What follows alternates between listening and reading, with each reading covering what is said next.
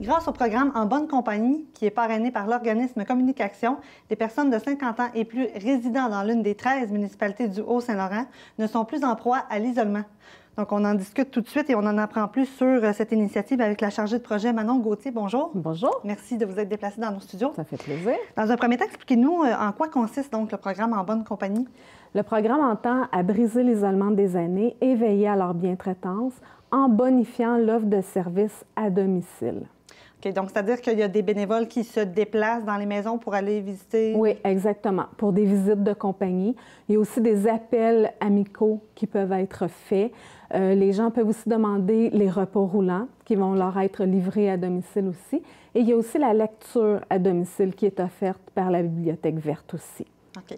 Et les gens qui se déplacent à domicile, il faut le dire, c'est pas pour prodiguer des soins, c'est vraiment pas pour du tout. désennuyer un peu les gens. Et... Oui, parce qu'on sait que la population est vieillissante, il y a beaucoup de gens qui sont isolés, surtout dans une région comme le Haut-Saint-Laurent. Rural, voilà. Rural, pas de moyens de transport souvent, surtout après la perte d'un conjoint, ou aussi on perd son permis de conduire, donc les gens sont effectivement isolés. Et souvent, c'est un peu complémentaire. On reçoit un soin à domicile, mais on a besoin de compagnie. C'est pas parce qu'on reçoit un soin à domicile que nécessairement l'isolement est brisé. Jusqu'à tout récemment, le programme jouissait en fait d'un appui financier de la CRE, donc de la Conférence régionale des élus de la vallée du Haut-Saint-Laurent, qui appuyait en fait à hauteur de 108 800 $. Évidemment, la CRE, bon, on le sait, elle a fermé ses portes. Qu'est-ce qui va arriver? Là, je pense que ça devait durer 2 ans, le programme. Oui, le programme a été conçu pour 2 ans. Donc là, on a commencé en avril, ça se termine en février. Mais le projet va se continuer quand même parce qu'il est soutenu par la table de concertation des aînés du Haut-Saint-Laurent. Donc, un sous-comité va veiller à ce que le projet se poursuive. Mais pour ça, on a quand même besoin de financement qui va venir d'ailleurs, de commanditaires, peu importe, parce que nos bénévoles, on leur défraie quand même les frais de kilométrage. De déplacement, parce que la région est grande aussi. Donc, pour ce côté-là, on a besoin effectivement d'un certain budget. Et au niveau des bénévoles qui œuvrent avec vous, j'imagine, c'est quoi les qualités que ça prend? J'imagine qu'il faut au moins qu'il y ait une voiture pour pouvoir se déplacer. Oui, je dirais l'essentiel, c'est avoir une voiture, mais on a aussi des formations qu'on offre à nos bénévoles, justement pour bien les outiller. Souvent, c'est déjà des bénévoles qui sont actifs, sinon c'est des nouveaux bénévoles, mais ces bénévoles-là, on leur donne une formation, on les guide, on les conseille, on les envoie pas comme ça. Et il y a toujours une recherche entre le bénéficiaire et la bénévole pour le jumelage. Donc, le bénéficiaire est rencontré, la bénévole est rencontrée pour s'assurer que le jumelage va être intéressant. Que ça clique, finalement. Effectivement. Okay. Donc, les choses se passent bien également. C'est ça.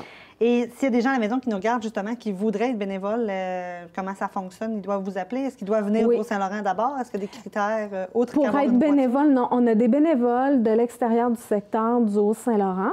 Okay. C'est sûr que là, côté kilométrage, c'est calculé différemment parce qu'on rembourse les kilométrages à l'intérieur d'un certain kilométrage, justement.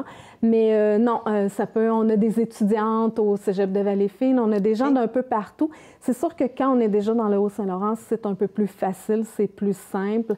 Donc, oui, c'est juste de nous appeler 450-829-2321, le poste 1325. Puis on va pouvoir répondre à la demande. Parfait. Et au niveau des aînés qui aimeraient peut-être recevoir ce type de visite-là, ou leurs proches, des fois, on est inquiet parce qu'on ne peut pas nécessairement aller les visiter tous les jours, donc ça fonctionne quand même? Effectivement. Moi, ce que je dis, c'est que la population, parce que c'est la population du Haut-Saint-Laurent au complet qu'on veut sensibiliser par ça, c'est eux les ambassadeurs, nos yeux, nos oreilles. Donc, c'est le même numéro. Ils nous appellent. Puis, on a vraiment un formulaire d'offres bénévoles qu'ils peuvent remplir. Puis, par la suite, bien, on leur donne... on fait le suivi, là. Est-ce qu'on parle d'une visite par semaine, par mois? Comment ça fonctionne? C'est à la discrétion du bénévole. C'est vraiment selon sa disponibilité. On ne veut pas forcer les bénévoles à donner un certain nombre d'heures. Donc, présentement, on a des bénévoles qui ont 1h30 à donner aux 3 semaines. Okay. Donc, ça fonctionne bien. La personne va à domicile, prend le thé avec la dame, un dîner, il y a une belle discussion, un bel échange. puis elle revient 3 semaines plus tard. Il n'y a rien qui empêche que les gens échangent leur numéro de téléphone, puis entre les visites, ils peuvent s'appeler pour se donner des nouvelles. Donc, ça aussi, ça brise l'isolement. Donc, le même bénévole est toujours avec la même personne? Oui, donc, on ne fait pas une rotation de bénévoles.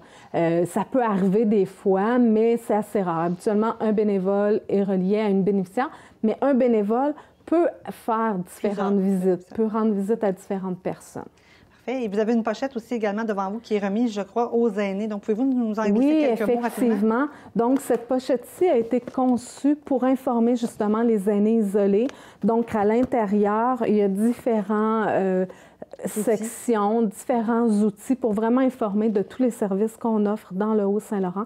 Donc, ça, c'est remis aux aînés qu'on va visiter à domicile et qui en ont vraiment besoin, là, parce que souvent, ils ne connaissent aucun des services. Donc voilà, puis on a aussi un dépliant qui a été conçu pour justement sensibiliser la population et les gens qui en auraient besoin de ce service-là. On a à l'intérieur tous les services et les partenaires présents. Parce que le projet, c'est les visites à domicile, mais il y a aussi des projets intergénérationnels. Okay. C'est vraiment grand comme échantillon de services qu'on offre présentement, là. Donc, on invite tous les gens à la maison qui seraient intéressés à appeler aux coordonnées que vous avez données un peu plus tôt dans l'entrevue. Merci d'avoir été avec nous. C'est un plaisir.